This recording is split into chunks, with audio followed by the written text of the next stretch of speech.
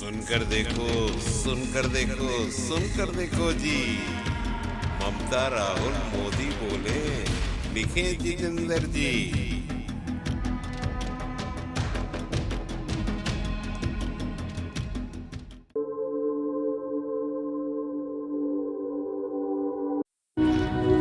क्यों करता है? क्यों चक्कर में पड़ता है झूठी शान शौकत के? मेरा मानना है कि जब एक बहुत बड़ा वर्ग पथभ्रष्ट होता है तो इसके पीछे कोई निजी कारण नहीं, कहीं ना कहीं सिस्टम यानी व्यवस्था की भी गड़बड़ी होती है, जिसकी घटिका बहुत है।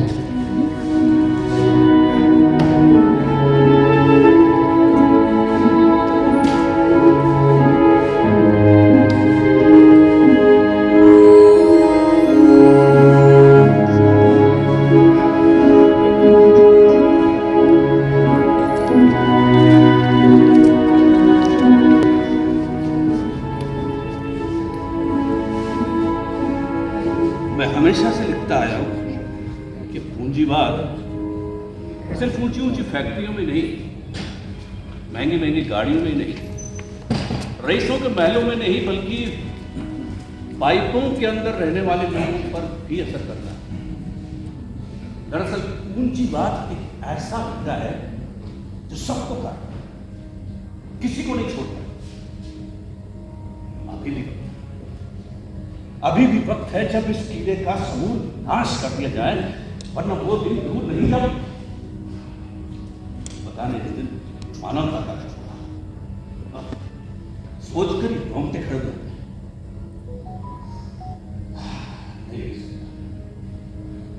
अब और नहीं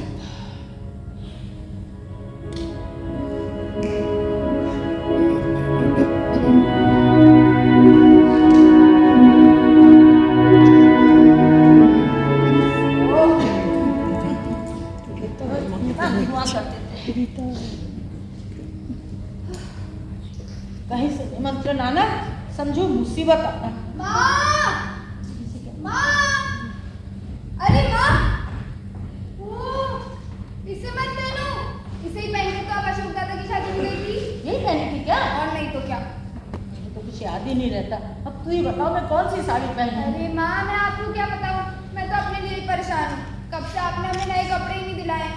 अच्छा मैं ये पहनूंगी। जो पहनूं ठीक है, क्या हो रहा है इसमें? अरे वो निक्की दीदी है ना, उनकी शादी में भी यही पहनी थी मैं। 1 साल हो गया उसकी शादी को, किसको याद रहेगा तुमने क्या पहना था? वाह वाह वाह वाह, फोटो नहीं खींचती क्या? कोई फायदा नहीं है मियां, जो है वही पहनो। अरे कैसे पहन? हाँ? मेरी प्यारी माँ, मैं आपकी गुलाबी वाली साड़ी पहन लूंगी। उसे कोई नहीं पहचानेगा क्या? तो मैं क्या करूँ? माँ अब हमें नए कपड़े कब दिलाओगी? बेटा थोड़े पैसे आ जा, फिर दिला देंगे, ठीक है? ये अनिमेश कहाँ है? चल रहा है कि नहीं? वो कह रहा था बाहर तक ही छोड़ेगा, अंदर नहीं जाएगा। क्यों? क्योंकि उसके पास भी नए कपड़े नहीं है। यानी तुम लोग हर शादी में नए कपड़े पहनोगे, तब तो हो गया कबाड़ा। तुम्हारे पापा कितनी कमाई नहीं है। हाँ ठीक है, भाषण मत दो अब। भाषण नहीं देनी, चलना है तो चलो, वरना मत जाओ, मैं अकेली चली जाऊंगी। अब जाओ, खड़ी क्यों हो? जाओ सीधे चलो, नाटक मत करो। नौटंकी कहेगी। अनिमेश मोबाइल छोड़, इधर सुन। उसका कोई भरोसा नहीं है माँ, हम ऑटो में बैठेंगे और चले जाएंगे। अरे बेटा वो सब तो ठीक है, रात हो जाएगी ना आने में। अनिमेश, अरे ओ अनिमेश, क्या है माँ? क्यों इतना चीख रही हो? अरे तू अभी तक तैयार नहीं हुआ? कहाँ के लिए? ए लो, प्रफुल्ला की बेटी की शादी है आज, कुछ पता भी है? तो मुझे क्या तैयार हूँ? मेरी शादी तो नहीं है ना? सॉरी, मेरा कहने का मतलब था कि शादी तो प्रफुल्लता के बेटे की है, तो मैं क्यों तैयार हूँ? मेरी शादी तो नहीं है ना? उस दिन तो हमें नए कपड़े मिलेंगे ना माँ। वैसे उम्मीद तो नहीं है, क्योंकि वो दिन तो कभी आने वाला ही नहीं है। माँ ये सब क्या है माँ? क्या? मतलब अब जिसके मन में जो आएगा वो बोलेगा क्या कि मेरी शादी कभी होने नहीं वाली? किसकी शादी हो रही भाई? इस घर में तो किसी की भी नहीं। अरे पूरे दुकान नहीं खोली अभी तक? जा रहा हूँ। दुकान के अलावा भी कई मुद्दे हैं जिन पर चर्चा होनी चाहिए। दुकान ना हुआ जिंदगी हो गई। अनिमेश, कमाल, क्या करेगा ये लड़का? सुबह 9 बजे दुकान खुल जानी चाहिए और ये शाम जाते हैं कि अभी तक घर पे ही बैठे। तो कौन सी वहाँ लाइन लग जाती है ग्राहकों की? लाइन लगे या न लगे, ज्यादा ऐसा है दुकान हो या ऑफिस समय पे खुलना चाहिए। मैंने ही रोक लिया था उसे। अब तुम कहाँ थे अभी तक? गया था अपनी डाक लेने के लिए, वो डाकिए को खोजते खोजते रामकृष्ण बाड़े तक जाना पड़ा। इतनी भी क्या जल्दी थी, कल मिल जाती ना डाक। अरे पापा, आप तैयार नहीं हुए? वहाँ के लिए बेटा? ए लो, प्रफुल्ला की बेटी की शादी है आज। हाँ, उसी के लिए तो तैयार हुई हूँ। आज ही शादी है? देखो नहीं जाना तो मत जाओ, हम लोग जा रहे हैं, रात को देर हो जाएगी। अरे वाह वाह, जाना कैसे नहीं भाई, पूरे परिवार को बुलाया उसने। लेकिन शारदा, मैं शाम को जा पाऊंगा, तो मुझे एक अर्जेंट में आर्टिकल लिखना दैनिक हिंदुस्तान के लिए। लेकिन तुम लोग लंच के लिए मेरी फिक्र मत करना। मैं खिचड़ी खा लेना। अरे वही तो कहने वाला था। बनाकर? हाँ, बना दूंगा। मैं बना दूं पापा? हाँ, ये ठीक रहेगा। ठीक है। अच्छा, तब तक ठंडी नहीं हो जाएगी क्या? हाँ, ये तो और भी अच्छा रहेगा। मैं तैयार हो के आती हूँ। कैसी लग रही हूँ मैं? कैसी लग रही हूँ? अब रही हो उम्र को देखते अरे हुए। मेरी उम्र देखो, कुछ करो। कब तक ऐसे घर चलेगा? 2 साल हो गए बच्चे को नए कपड़े नहीं दिलाए। अरे वाह, 2000 रुपए का चेक। अरे 2-2 हजार से क्या होगा? सब तो खाने पीने में खर्च हो जाता है। हमें बड़े पैसे की जरूरत है। ये घर पुराना हो गया, इसकी मरम्मत, बेटी की शादी, अनिमेश की पढ़ाई, सब कुछ तो रुका हुआ है। मैं अब आगे नहीं पढ़ने वाला माँ। अरे तू फिर आ गया? चाबी भूल गया था, चाबी लेने जा रहा था। ये क्या बोलता है लड़का? तुम्हें सारी जिंदगी बच्चों की दुकान करेगा? अरे मेरा बस चले ना माँ, तो मैं एक भी दिन दुकान करना बैठूं, मगर करूं क्या? पूंजी है नहीं, नौकरी है नहीं, घर में बैठो तो ताने सुनो। इससे तो अच्छा है मैं दुकान पर ही जाकर करूं। कोई भी काम छोटा नहीं होता, अच्छा मन से करोगे तो सब अच्छा लगेगा। अच्छा, तो जरा ये भी बता दीजिए कि मैंने ये इंजीनियरिंग की पढ़ाई क्यों की? परचून की दुकान पे बैठने के लिए। तो किसने कहा था तुझे इंजीनियरिंग की पढ़ाई करने के लिए? पर मेरा निर्णय था, मेरा डिसीजन था। जब मैं क्या करना चाहता हूँ मैं कुछ नहीं कर सकता क्या अपना डिसीजन लेके? तो कर लिए ना तुमने इंजीनियरिंग। अब तो मुझे अब काम क्यों नहीं मिल रहा है? मैं करना चाहता हूँ इंजीनियरिंग का जॉब, वो करनी पड़ रही है परचून की दुकान। बताइए, मन लगेगा मेरा? जा दुकान खोल। चाहता हूँ। सुन, एक ऑटो बुला लेना और भाड़ा तय कर लेना। बाद में चिक चिक नहीं चाहिए मुझे। अब कृपया मुझे ये भी बता दीजिए कि मैं पहले दुकान खोलूं या auto auto auto auto auto? जब पूरा वक्त चल रहा हो तो घर के हर सदस्य को आपस में सहयोग करना चाहिए। अच्छा, बुरा वक्त कब नहीं था?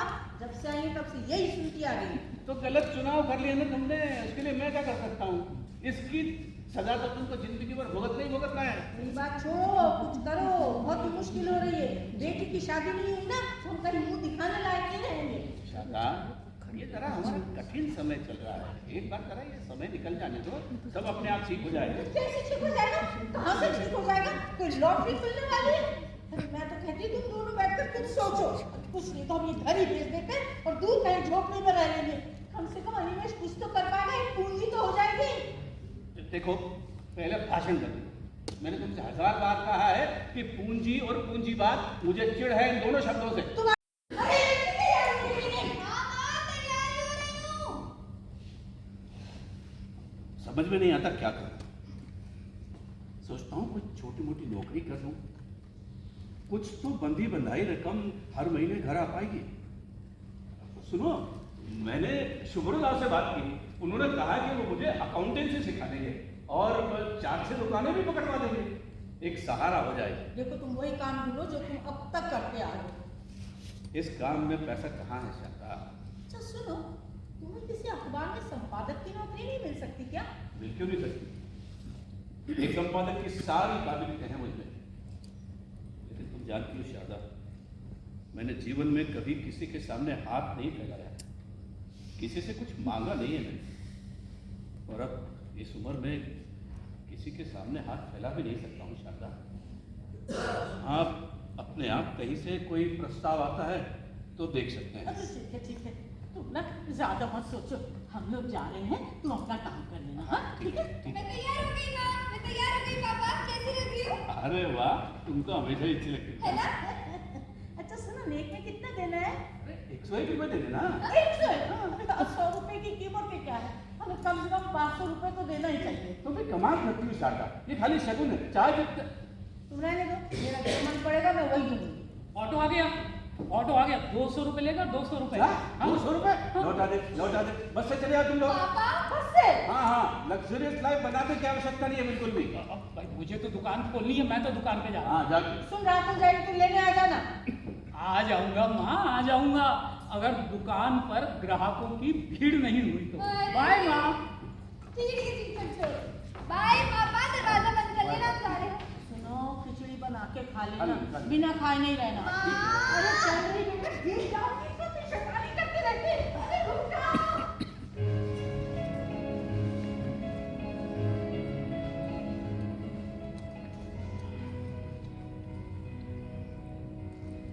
जब चारों ओर से मुसीबतों की बौछारें हो रही हो,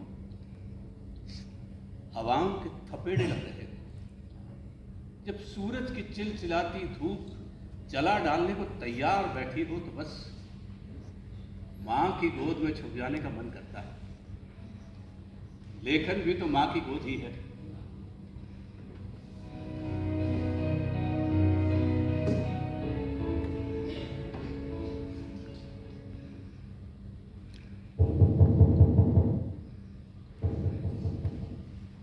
कौन कौन है? मैं अंदर आ सकता हूँ? हाँ हाँ, आइए, दरवाजा खुला ही है। देखिए, मैं जो बात करना,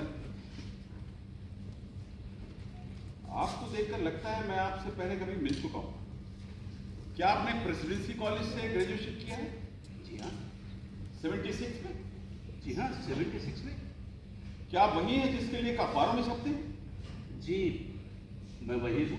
ओह, तो मैं देश के मशहूर लेखक वीरेश्वर सेन गुप्ता से मिल रहा हूँ। जी, मैं ही वीरेश्वर से बोलता हूँ। Very glad to meet you. Thank you. मैं बहुत बड़ा फैन हूँ आपका, अक्सर आपके कॉलम्स अखबारों में देखता हूँ। अच्छा, और आप? मैं, पहचानिए मुझे? हाँ, क्या हम पहले कहीं मिल चुके हैं? हाँ, एक वक्त था जब हम अक्सर मिलते थे, छुट्टियों को छोड़कर। माफ कीजिएगा, मुझे कुछ याद नहीं। क्यों पहचानेंगे भाई, इतने बड़े आदमी जो हो गए। माफ कीजिएगा, मैं बड़ा आदमी नहीं हूँ। हाँ, बूढ़ा जरूर हो गया। अब आप ही बता दीजिए। कैसे बताऊं, मुझे तो शर्म आ रही है। शर्मा? हाँ, क्यों? क्योंकि मेरा सोचना है कि जो पुराना है उसे पुराना ही रहने दिया जाए। लोगों का भी ये कहना है कि जो पुराना है उसे याद करने की कोशिश भी न करें। माफ कीजिएगा, मुझे कुछ भी याद नहीं आ रहा है, जरा साफ साफ कहिए। वीरेश्वर सेन गुप्ता, देश का इतना बड़ा लेखक, तंगली के इस मकान में रहता है। और रहता है तो किसे यकीन होगा साहब? यकीन हो या ना हो, क्या फर्क पड़ता है? फर्क पड़ता है, मुझे फर्क पड़ा, बल्कि यूं कहिए कि सदमा सा लगा। लेकिन क्यों? मेरे घर वालों को, आस पड़ोस वालों को, नातेदार, रिश्तेदार, आज तक किसी को कोई सदमा नहीं लगा। आप ही को क्यों सदमा लग रहा है? आखिर आप हैं कौन? अच्छा चलो बता ही देता हूँ। अरे मैं समरेंदु। कौन समरेंदु? देखिए, मुझे कुछ भी याद नहीं आ रहा। समरेंदु सान्याल। एक मिनट।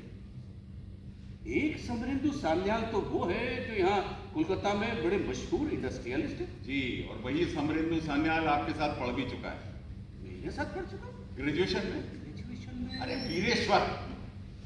ओह, समरेंदु! अरे, अच्छा, तो तुम वो समरेंदु सान्याल हो? जी, जी, अरे जी, यार, जी। तो तुम ही हो कोलकाता के वो मशहूर इंडस्ट्रियलिस्ट समरेंदु सान्याल? यार, माफ करना, मैं तुम्हें पहचान नहीं पाया। तुम्हारा नाम जरूर अखबारों में पढ़ता था, तुम्हारे इंटरव्यूज छपते रहते थे। काय के मेंबर हो गए तुम, फिक्की वगैरह? फिक्की। हाँ, लेकिन माफ करना है, वो इकोनॉमिक जोन वाला पेज होता है ना, इसलिए मैं उसे स्किप कर जाता हूँ, पढ़ता नहीं। कोई बात नहीं, मैं भी तुम्हारे आर्टिकल देखता तो था, लेकिन पढ़ा कभी। हाँ। लेकिन मैंने हमेशा याद रखा कि तुम वही वीरेश्वर सेन गुप्ता हो। अरे खूब आए यार, समरेंदु, खूब आए। आओ बैठो भाई, बैठो। आओ। वाह यार, और सुना भाई, क्या बात है। अच्छा बताओ, इस तरफ कैसे आना है? मतलब तुम जैसे सकरी गली में आने की जरूरत ही क्या पड़ी? अच्छा सच बताओ, हंसोगे तुम? अरे ऐसा मत करो यार, ऐसा मत करो। हंसने का तो दिन बनता है यार। कितने दिनों बाद पुराना कोई यार तो मिला है। सच समरेंदु, कितना अच्छा लगता है ना पुराने दिनों को याद करके। उन दिनों कोई फिक्र होती थी कि सिर पे अपने कोर्स को लेकर, बाकी कुछ नहीं। माँ बाप की छत्र छाया भी कितनी निश्चिंतता देती, नहीं? सच कह। अच्छा भाई, अब तो बता दो कैसे भटक पड़े इस ओर? अरे यार, देखो मैं आज खुद ड्राइव करके मछली खरीदने निकला। मछली खरीदने मेरे घर? यार इसका भी अपना मतलब हैं? तुम भी मशहूर आदमी हो, तुम्हारा भी एक्सपीरियंस होगा कि आदमी जितना मशहूर होता जाता है उतना ही अकेला होता जाता है। उसकी आज़ादी उतनी ही समझती जाती है। अकेले कहीं जा नहीं सकता, सड़क किनारे चाय पी नहीं सकता, साधारण रेस्टों में नहीं बैठ सकता, अब सिनेमा हॉल नहीं जा सकता। और यार मैं ऐसे मोमेंट्स के लिए तरसता हूँ, चाहता हूँ ऐसी जगह जाऊँ जहाँ मुझे कोई ना पहचाने। और इसी का आनंद लेने के लिए आज मैं खुद ड्राइव करके मछली खरीदने निकला। हाईवे पे या तो ट्रैफिक जाम, किसी ने कहा यहाँ से एक गली जाती है, इसमें चले जाइए, ये शॉर्टकट है। इस गली में घुसे ही था कि गाड़ी चली, बड़ी मुश्किलों से गाड़ी एक तरफ पार की और मैंने सोचा कि उधर से किसी से रास्ता पूछ लेता हूँ। तो इस तरह से तुमने मेरा दरवाजा खटखटा दिया? हाँ यार, क्योंकि ईश्वर को यही मंजूर था। यार अभी भी यकीन नहीं होता कि तुम्हारे जैसा पढ़ा लिखा किस तंगली के मकान में रहता है। बड़े पेट वाले हो समझे तू, इसीलिए ईश्वर को मानते हो, लेकिन मैं नहीं मानता। अरे अब छोड़ो यार इस बहस को। देखो तुम्हारे कहने से मैं ईश्वर को मानना छोड़ नहीं दूंगा, और मेरे कहने से तुम ईश्वर को मानना शुरू नहीं कर दोगे, तो क्यों पड़े इस बहस में? आभारी हूँ, आभारी हूँ। अरे यार कितने बदल गए हो तुम, कितना बदल गए। बहुत ही स्मार्ट। अरे अब खुद को देखो और मुझे देखो, हम दोनों एक ही साथ के हैं ना। हाँ। लेकिन क्या लगते हैं? अच्छा वो सब छोड़ो, तुम ये बताओ तुम्हारी वो पुरानी सब आदतें अभी भी है या सब छोड़ दी? कौन सी पुरानी आदतें? मेरी तो सारी बुरी बुरी आदतें। हाँ बोलो मत, वो क्लास में छुप छुप कर पीना। ओ अरे यार वो आदत कभी छूटती है क्या? हाँ फर्क जरूर आ गया है, पहले छुप छुप कर पीता था, अभी सबके सामने पीता हूँ। अच्छा मतलब भी? हाँ क्यों, क्या हो गया? और तुम्हारी वो आदत? मेरी ऐसी कोई आदत नहीं। अच्छा वो सिगरेट निकालना और वापस रख लेना, हाँ? चौथी सिगरेट मुझे अभी तक याद है। क्या बता यार, वो आदत नहीं थी भाई, मजबूरी थी, मजबूरी। क्या करते यार, पैसे हुआ नहीं करते थे। सिगरेट इतनी महंगी होती थी कि जब सिगरेट की तलब लगती थी तो जेब से सिगरेट निकालता था, सूंघता था और वापस जेब में रख लेता।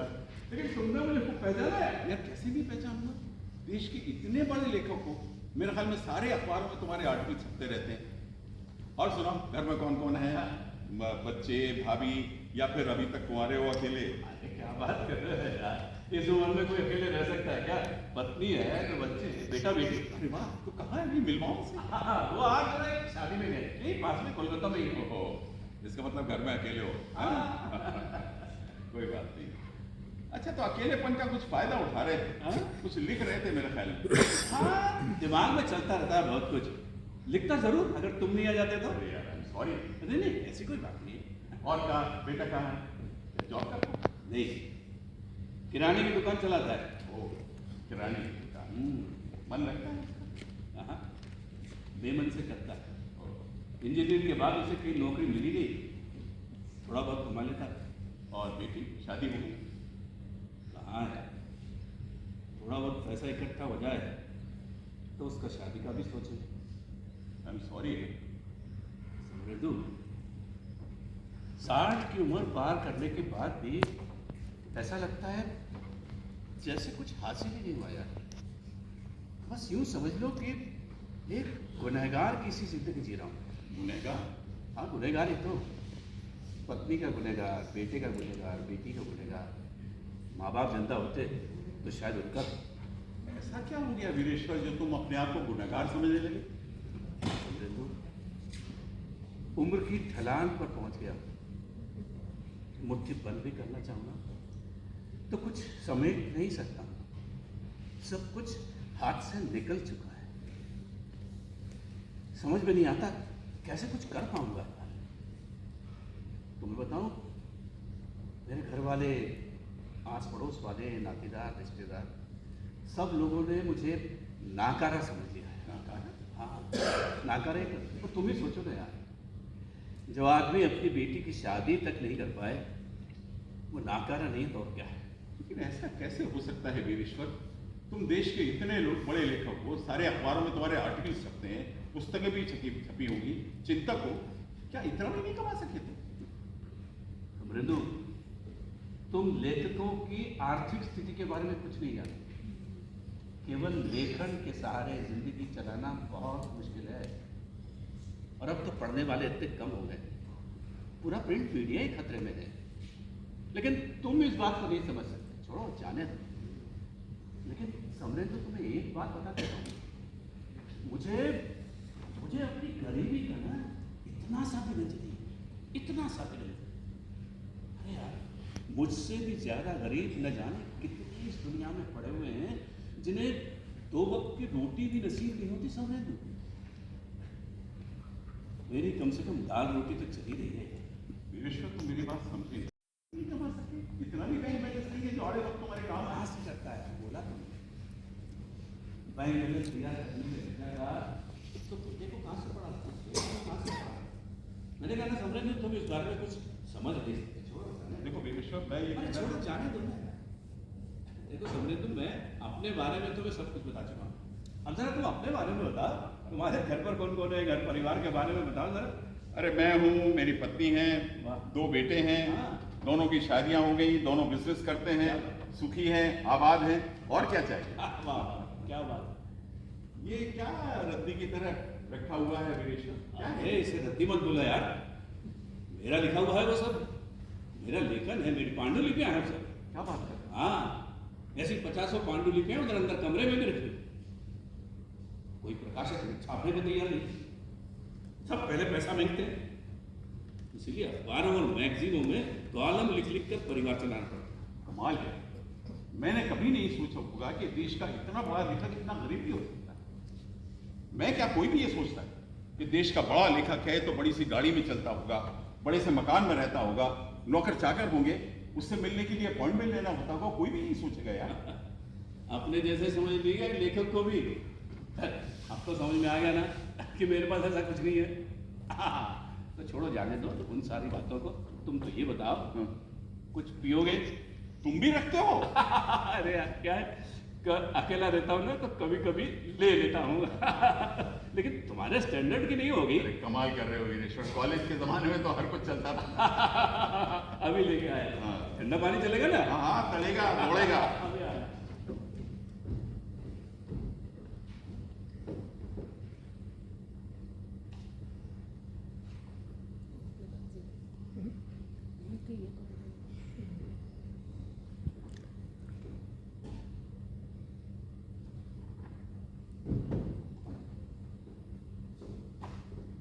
लो, ना, लो। Cheers. cheers।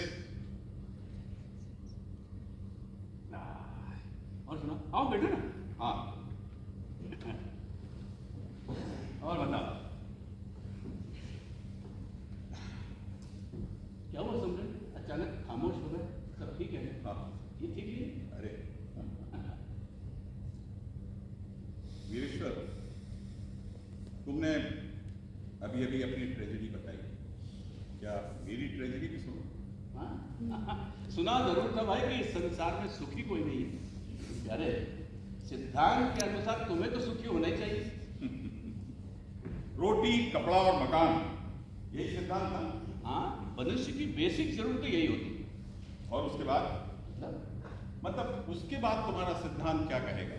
जब ये रोटी, कपड़ा और मकान हर इंसान के पास होगा, उसके बाद आर्थिक समानता, और उसके बाद सामाजिक समानता, और उसके बाद बौद्धिक समानता, अवसरों की समानता, खुशियों की समानता। अच्छा, जिस दिन ये सारी समानताएं इंसान को हासिल हो जाएंगी, उस दिन क्या करोगे? उस दिन अपने सिद्धांतों की फाइल बंद कर दो। हो सकता है कोई भी सिद्धांत तात्कालिक सामाजिक परिस्थितियों से ही उत्पन्न होता है। यानी कि तुम्हारा ये सिद्धांत वक्ती हाँ? है ना? खैर छोड़ो, अभी अभी तुमने अपनी तकलीफें बताई, अपनी ट्रेजेडी सुनाई, क्या मेरी तकलीफ भी सुनो? हाँ? तुम्हारी तकलीफ? हाँ, मतलब बिजनेस में मसरूफ रहने के कारण बाहर विदेश जाने का मौका नहीं मिलता होगा, या फिर बीवी की तीखी निगाहों की वजह से बाहर अय्याशी का मौका नहीं मिलता होगा, या फिर गवर्नमेंट की किसी नए कानून की वजह से इनकम टैक्स बचाने में तकलीफ हुई होगी, यही ना? बस इतना ही सोच सके। अरे यार, अब तुम्हारे जैसे सुखी संपन्न इंसान के लिए और क्या सोचूं मैं? हाँ, कोलेस्ट्रॉल या डायबिटीज जरूर बढ़ा हुआ हो सकता है, उसके अलावा तुम्हें क्या तकलीफ होगी भाई? है एक गांठ है जो बार बार की, लेकिन ये गांठ मेरे शरीर में नहीं, मेरे मन में, और इसकी जड़ में तुम हो गिरीश्वर, तुम। मैं? हाँ तुम। तुम्हें याद है एक बार कॉलेज में ऐसे राइटिंग कंपटीशन हुआ? हाँ, निबंध लेखन प्रतियोगिता, इसमें तुमने भी हिस्सा लिया था। और ये प्रतियोगिता तुमने जीती। हाँ, मुझे अच्छी तरह से याद है। जानते हो, उसका वो मिनट तो अभी भी मेरे पास रखा है। अभी भी? हाँ, यार मैं देख सकता हूँ उसको? हाँ, तुमने अभी लाया, यहीं पे रखा हुआ है, देखना। ये देखो।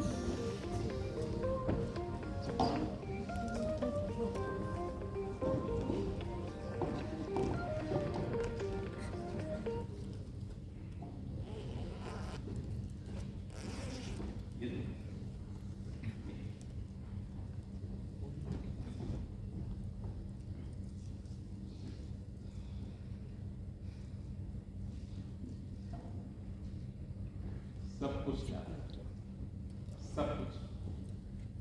कॉलेज के सेंट्रल हॉल में एनुअल फंक्शन हुआ, पूरा हॉल स्टूडेंट से खचाखच भरा। बीच में प्रिंसिपल चोपड़ा बैठे थे और प्रोफेसर जैकब अनाउंसमेंट कर रहे थे। जैसे ही उनका अनाउंसमेंट हुआ, बेस्ट ऐसे राइटर का पुरस्कार मैंने तुम्हारी तरफ दिया। तुम सर झुकाए बैठे। मैंने सोचा कि मेरा नाम पुकारा जाएगा, लेकिन नहीं, तुम्हारा नाम पुकारा गया। सारे लड़के मेरी तरफ देखने लगे और मैं तुम्हारी तरफ। वो लड़कियां जो मेरे चारों ओर मंडराती थी, चीख चीख कर तुम्हारे नाम के नारे लगाने लगी। मैं रात भर सो नहीं सका। वही चीख, वही अनाउंसमेंट, वही तालियों की गड़गड़ाहट रात भर मुझे परेशान करती रही। चारों तरफ तुम्हारे जलवे, तुम्हारी चर्चाएं। प्रोफेसर तुम्हारा नाम ले लेकर हम जैसे लड़कों को चढ़ाया करते थे। मैं ये सब बर्दाश्त नहीं कर सका था और उसी दिन से तुमसे ईर्ष्या करने लगा था। क्या? ईर्ष्या? हाँ, ईर्ष्या। मुझे लगा कि मैं तुमसे मात खा गया। शहर के इतने बड़े बिजनेस का बेटा एक मामूली तबके के लड़के से मात खा गया, और फिर मैंने उसका बदला लिया। सर, आपने जो ये अभिनय किया या इसका जो निर्देशन किया, आपको मतलब चौथी सिगरेट पे ही निर्देशन करने का क्या मतलब अच्छा लगा? ये तो वजह ये है कि हम जब किसी स्क्रिप्ट को सेलेक्ट करते हैं तो उसके कंटेंट पर और कुछ नई चीज़ है, और बेसिकली मेरा शुरू से यही रहा है कि कुछ ऐसी स्क्रिप्ट मैं पेश करूं जिनमें समाज के लिए कोई संदेश हो, कोई समाज की समस्याओं के बारे में कुछ कहना हो। केवल मनोरंजक प्ले नहीं होना चाहिए, क्योंकि मेरा हमेशा ये है, कोई भी एनीथिंग। शॉर्ट प्ले करता हूँ मैं, हर साल में करीब 3 शॉर्ट प्ले करता हूँ मैं, उनका एक कोलाज बनाता हूँ। उसमें अलग अलग, उसमें बुजुर्गों की भी हो सकती है, बच्चों की भी हो सकती है, फैमिली की भी हो सकती है, सारी कई तरह की समस्याएं, उनको लेकर भी मेक अ दिस थिंग। आपने इसमें बहुत अच्छा, लेकिन मानसिक तौर पे इंसान को आपने दिखाया कि कैसे वो परेशान होता है। ये प्ले के लिए आप पहले से तैयार थे या अपने आप को तैयार किए? नहीं, मैंने तैयार नहीं किया। तो रिहर्सल क्या है कि हम लोग रिहर्सल बहुत करते हैं, कम से कम 3 महीने, 2.5 महीने, 3 महीने रिहर्सल करते हैं। तो उस during that play character, actor जो है वो उसमें उस कैरेक्टर में अपने आप चले जाते हैं। The moment they are on the stage they become that particular character. और मैं जब डायरेक्ट करता हूँ तो मैं चाहता हूँ कि उसमें सारी चीज़ें हों जो कंटेंट में है। मतलब ऐसा ना हो कि वो अच्छा, उसके बाद ग्रेजुअली होता क्या है कि कई चीज़ें चेंज होती जाती हैं। चेंज इस तरह से होती है कि मैं भी उसमें अपना एक इनपुट डालता हूँ, लेखक की जो सोच है उसमें अपना इनपुट भी डालता हूँ, और उससे डिस्कस भी करता हूँ कि भैया ये मैंने सोचा है, इसमें ये चीज़ होना चाहिए। क्योंकि लेखक जो है वो तो अब जैसे प्ले अगर देखेंगे, खासतौर से मराठी या बांग्ला प्ले जो है, उनका कंटेंट बहुत अच्छा होता है लेकिन बहुत लंबा होता है। कल जो प्ले देखा, it was about 2.5 hours, you see. But you can conveniently say whatever you want to say in about 1.5 hours, 1 hour or 40 minutes. इससे ज़्यादा नहीं होना चाहिए, जैसा मैं समझता हूँ। सर, आप तो दूरदर्शन के ज़माने के व्यक्ति हो, आपको हम लोगों ने दूरदर्शन पे बहुत देखा है बचपन में, तो आप आज मतलब अभी भी इस नाट्य मतलब स्टेज से जुड़े हुए हो, आपको अभी कैसा लगता है कि दूरदर्शन? मैं तो स्टेज से बहुत पहले से जुड़ा हूँ। दूरदर्शन ने तो जब किया था वो तब मुझे वहाँ से पिकअप कर लिया था कि कोई एक सीरियल था जो बना रहे थे एजुकेशन सिस्टम पे। That was 1986 when I was selected for that principles character. चुनौती नाम था उसका। हाँ। तो तब से बहुत पहले से करता हूँ मैं, तो मेरे बचपन से मेरे ख्याल में हमारे रामलीला से शुरुआत की, मानव सेना में था मैं तो उस तरीके से मैं करता रहा। करते करते वर्कशॉप भी अटेंड की, कारन जी की 3 महीने की वर्कशॉप थी। फिर ग्रेजुअली अभी तो मैं जाता भी रहता हूँ दादा के साथ, वहाँ NSD भी जाता हूँ क्लासेस के लिए। हमारे MP ड्रामा स्कूल में भी क्लासेस लेता हूँ। तो ये तकरीबन 60 साल का एक्सपीरियंस है थिएटर में। तो हर तरह के काम करता हूँ, लेकिन दूरदर्शन में या सीरियल्स में या वेब सीरीज़ में या फिल्मों में आप सिर्फ एक्टिंग कर सकते हैं। जो डायरेक्टर राइटर ने कहा है वही पढ़ सकते हैं, अपने मन का कुछ नहीं बोल सकते। यहाँ पर अपनी फ्रीडम है, अपनी क्रिएटिविटी है, क्या सिलेक्ट करना, क्या पेश करना, क्या कहना, ये मैं तय करता हूँ, यू नो। और फिर अपने एक्टर से बात करते हैं हम लोग, उनको कैसा लग रहा है, वो अपना इनपुट देते हैं। ये आपके लिए बहुत अच्छा होता है। अरे तो यही तो मज़ा है। अब पैसे वैसे तो चाहिए नहीं, दाल रोटी तो निकल ही जाती है। तो जो अपनी तबीयत है वो करेंगे ना। चलिए सर, आपसे बात करके बहुत ही अच्छा लगा और मुझे आपसे मिलने का मौका मिला, ये मेरे सौभाग्य की बात है, क्योंकि हम चुनौती सीरियल जो आपका था वो पूरा देखे थे एक समय, तो आज आपसे मिलने का सौभाग्य मिला। उस समय चुनौती केवल 22 एपिसोड था। हाँ, पूरे देश में एक साथ लोग देखते थे, एक साथ देख, रिपीट नहीं हुआ वो। तो सर अभी तक लोगों को याद है 22 एपिसोड, और अभी 1000 एपिसोड 5000 एपिसोड हो जाते हैं, लोग याद नहीं। टुवर्ड्स द नेशन अब नहीं है उनके पास। अब तो सिर्फ वो विज्ञापन क्या है, TRP कितनी है, ये हो गया है। किसी भी चैनल को उठा के देख लीजिए, उनका ये मतलब नहीं है कि मैं देश के लिए क्या कर रहा हूँ, क्या दे रहा हूँ, उसे क्या परोस रहा हूँ। आज हमारे प्राइवेट जो रेडियो हैं ये क्या करते हैं, किस तरह की लैंग्वेज बोलते हैं, खराब कर दिया हमारा पूरा कल्चर और पूरी लैंग्वेज, पूरी संस्कृति इन लोगों ने। उस समय जिम्मेदारी समझते थे दूरदर्शन की, मेरी जिम्मेदारी है, हमारी जिम्मेदारी है। सर जो हम परसेंगे हम वही तो पाएंगे लोगों से। तो ये एक बहुत बड़ा दुर्भाग्य है हमारे देश का। और अब हम क्या बताएं, हमारा जो फील्ड है इसको तो सबसे लास्ट प्रायोरिटी है। स्पोर्ट्स को देखिए आप, क्या देते हैं, क्या चीज़ें दे रहे हैं साहब, कितना पैसा देते हैं, कितना उनको ज़मीन देते हैं, कितने उनको, हम लोगों के लिए क्या है, और नौकरियों में रिजर्वेशन तक नहीं है थिएटर वालों को। ये क्या मतलब है। और लोगों को कहीं भी हर सरकार से लेके गैर सरकारी संस्थाओं में भी वो सिर्फ क्रिकेट खेलने के लिए रखे जाते हैं। चलिए आपकी बातें हम पहुंचा देंगे सर, पहुंचाना चाहिए आप, एकदम पहुंचाएंगे सर, यही हमको चाहिए। सर এদিকে মুখ निरंजन का बैठे हैं ऑडियंस को, मुझे दिखे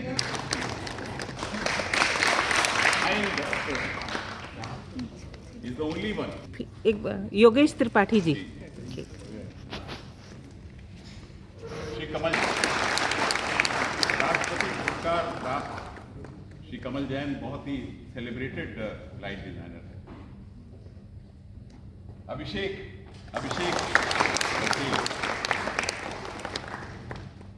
ये हमारे बैकबोन रविकांत पटेल, ये आपने मंजीत कौर के रूप में देखा है। वैशाली पार्क। और ये हमारे वीरेश्वर क्या नाम, क्या नाम प्रवीण महुआले। रीता जी है, रीता वर्मा। और ये हमारी चुलबुली बिटिया सिमरन बहन। सुनील सक्सेना, ये आपके कोलकाता की एक रत्न है जो भोपाल में रहते हैं अब, और यहीं से हमारे अपने गांव आए हुए थे, वहाँ से यहाँ हमको ज्वाइन किया है बैक स्टेज में।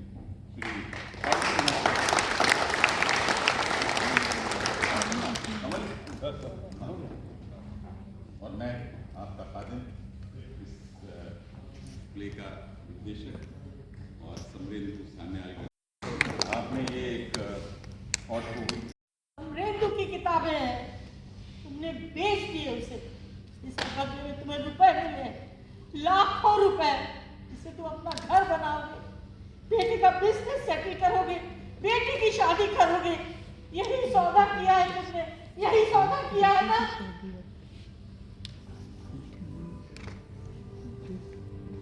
हाँ, यही तो सौदा किया है मैंने, यही सौदा किया है। बेटे का बिजनेस सेटल करना, बेटे की शादी करनी, बेटी की शादी करनी, बहुत बहुत सारा काम करना है मुझे अब। शारदा, देखो अब हमारे पास बहुत पैसा आ गया है। हाँ, अब मैं बहुत बहुत अमीर हो गया हूँ।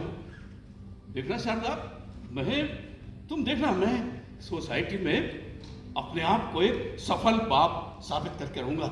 हाँ, और तुम ये भी देखना शारदा कि लोग पीठ पीछे मेरी हंसी नहीं उड़ा पाएंगे। हाँ, तुम देखना, अब सब कुछ ठीक हो जाएगा शारदा। अब सब कुछ ठीक हो, सब कुछ।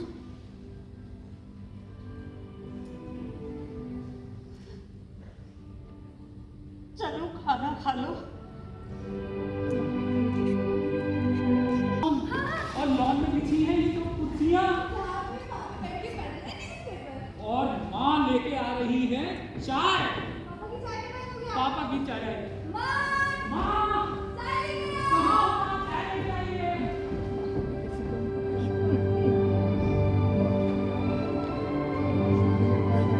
सुनकर देखो, सुनकर देखो, सुनकर देखो जी। ममता राहुल मोदी बोले, लिखे जितेंद्र जी।